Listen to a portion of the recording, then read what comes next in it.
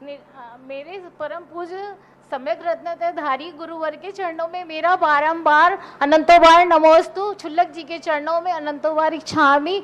गुरुवर, मेरी जिज्ञासा ये है कि आपने एक बार बताया था कि जब करने से ज़्यादा ध्यान करने से कर्मों की निर्जरा होती है, तो गुरुवर हमें ध्यान कैसे करना चाहिए? और 16 कारण भावना में अरंत भक्ति भावना भाते हैं हम लोग, तो किस तरह हम लोग को भानी चाहिए आपके अकॉर्डिंग? जो भावनाएं होती हैं, ध्यान होता है, ध्यान उसी वस्तु का होता है जिस संबंध को आपको प्राप्त करना है। जैसे आपको प्राप्त करना है, भगवान बनना है, तो हमें भगवान के स्वरूप का ध्यान करना चाहिए। हमें अपने दोषों का निराकरण करना है तो निर्दोष का ध्यान करना चाहिए। जैसे आपने समझा कि हमारे अंदर ये दोष है और इस दोष को मैं नहीं निकाल पा रहा हूं, तो फिर तुम्हारी दृष्टि में निर्दोष कौन है? जो निर्दोष हो उसका ध्यान करने से हमारे अंदर धीरे धीरे दोषों का अभाव हो जाता है।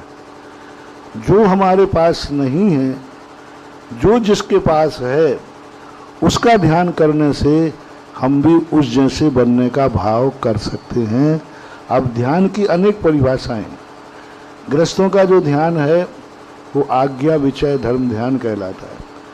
आज्ञा ने जिनेंद्र भगवान ने जैसा कहा है वही सत्स्वरूप है। जैसे प्रथम प्रश्न के उपलक्ष्य में हमने कहा था कि हमें दवाई को नहीं जानना है, हमें डॉक्टर को जानना है, और डॉक्टर ने जो दवाई दी है वही सही है। यदि कोई कहे कि डॉक्टर ने तो जहर दिया है, तो अब क्या करोगे? डॉक्टर ने तो जहर दिया और है भी जहर, तो अब क्या करोगे? डॉक्टर कह रहा है दवाई तो यही है। साहब ये जहर है। बोले साहब यही आपके लिए दवाई है, इसी से आप ठीक होगे। अरे साहब जहर से कोई आज तक ठीक हुआ है?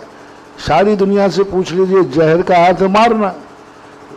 टेंडेंसी तो यही है कि भाई जहर यानी मार देता है, और आप यही जहर लिख रहे हो। डॉक्टर कहता है साहब यही लेना पड़ेगा। तो यदि होशियार व्यक्ति है, ज्ञानी व्यक्ति है, तो वो कहेगा कि साहब जहर को तो मैं नहीं जानता, लेकिन डॉक्टर ये पक्का है ये कभी गलत दवाई दे ही नहीं सकता।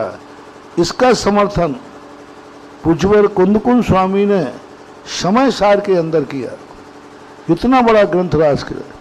जय विष्णु भुजंतो वेज्यो पुरुषो न मरण मुवे आदि तह पुग्गल कम्म सुदयम न वज्जदे नानी।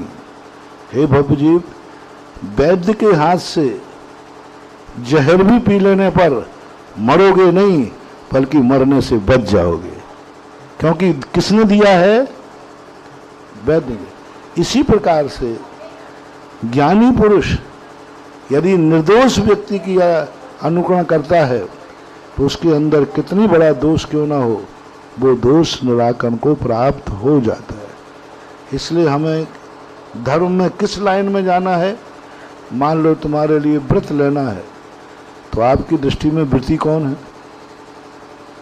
उसका ध्यान करो, उसकी चर्चा करो, उसकी चर्या करो, उसके सन्निकटता जाओ, उसके आचरण में शामिल हो, उसकी संगति करो, प्राप्त हो जाए। मुनि बनना है, उसकी चर्या देखो, चर्या में शामिल हो, उसकी चर्या की प्रशंसा करो, वह दिख जाए तो आनंद से भर जाओ। आज नहीं कल तुम्हारे अंदर बनने की शक्ति आ जाएगी। ग्रस्त क्यों मुनि साधुओं की संगति में आता है? आप लोग समझते हो कि महाराज ये व्यवस्थाएं आप लोगों की सेवा के लिए बनाई हैं। जैसे साधु को भूख लगे तो आहार मिल जाए, परेशानी हो तो महाराज को रहने की व्यवस्था मिल जाए, से थक जाए तो पैर दबाने मिल जाए। नहीं, जैन दर्शन कभी किसी की सेवा नहीं कराता, यहाँ तक कि भगवान की भी नहीं। जैन दर्शन में भगवान की सेवा नहीं की जाती है। शास्त्रों में कहीं नहीं लिखा कि हम भगवान की सेवा कर रहे हैं। गुरु की सेवा नहीं की जाती है।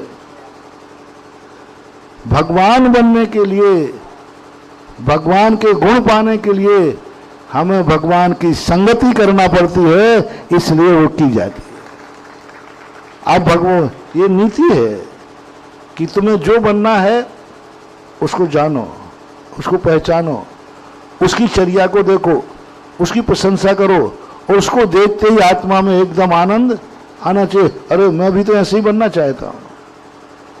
तो ये हमारे लिए जूनियर सीनियर के पास 2 साल की प्रैक्टिस करता है, वो सेवक कहलाएगा, और एक नौकर भी कर रहा है कि जूनियर कहलाएगा। एक सीनियर के पास जूनियर प्रैक्टिस करने गया, और वो सीनियर जो कहता है वो करना पड़ता है। वो आते हैं तो वो खड़ा भी हो जाता है, वो आदेश देते हैं वो कार्य करने लग जाता है। तो ये दासता की कोटि में लिया जाए या जूनियर से सीनियर बनने की प्रक्रिया है।